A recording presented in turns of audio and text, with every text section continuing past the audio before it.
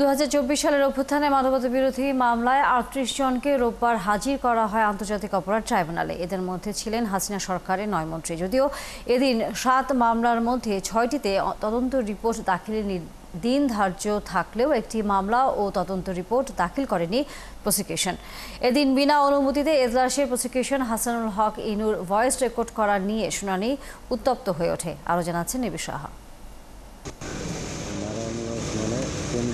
রবিবার ট্রাইব্যুনালের বিচার কাজের অংশ হিসেবে মানবতাবিরোধী মামলায় 38 জনকে হাজির করা হয়।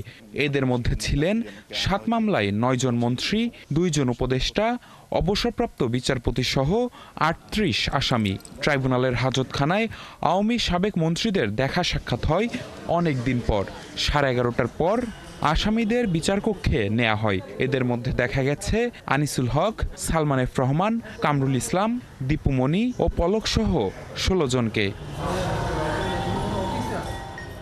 এদিন বিচার কার্যক্রম শুরু হওয়ার আগেই হাসানুল হক ইনু বলেন, গেল জুনে ডিবি পরিচয়ে কারাগারে তার কণ্ঠস্বর পরীক্ষা করা হয়।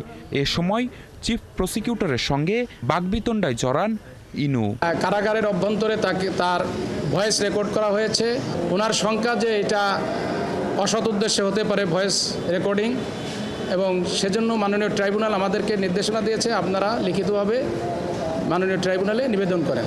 আমরা বিধি মোতাবেক মাননীয় ট্রাইব্যুনালে নিবেদন করব। পরে ওবায়দুল কাদের, আনিসুল হক, সালমান এফ রহমান, পলক ও দীপুমণি সহ 45 জনের বিরুদ্ধে তদন্ত প্রতিবেদন দাখিলের সময় চেয়ে আবেদন করেন চিফ প্রসিকিউটর। আদালত 3 মাসের সময় দেন।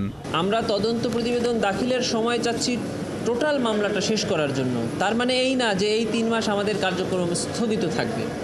আমরা ইতোমধ্যে বেশ কয়েকজনের বিরুদ্ধে তদন্ত প্রতিবেদন হাতে পেয়েছি এবং ফরমাল চার্জ দাখিলের মাধ্যমে মামলাও চলমান রয়েছে। আসামি থেকে রাজ সাক্ষী হওয়া সাবেক আইজিপি মামুনকে ট্রাইব্যুনালে হাজির করা হয়নি।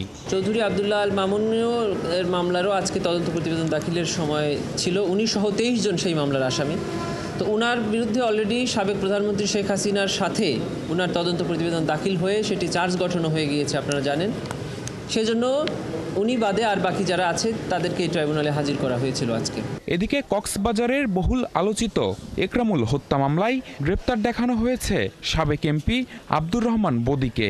তাকে তদন্ত সংস্থায় জিজ্ঞাসাবাদের অনুমতিও প্রদান করেন ট্রাইব্যুনাল। এদিন পৃথক আরও 5টি মামলায় সাবেক মেয়র আতিকুল ইসলাম সহ আইনশৃঙ্খলা বাহিনীর আরও 21 জনকে হাজির করা হয়। শুনানি মুলতবি করে নতুন তারিখ দেয়া হয়। নিবিড় সাহা, 71, ঢাকা।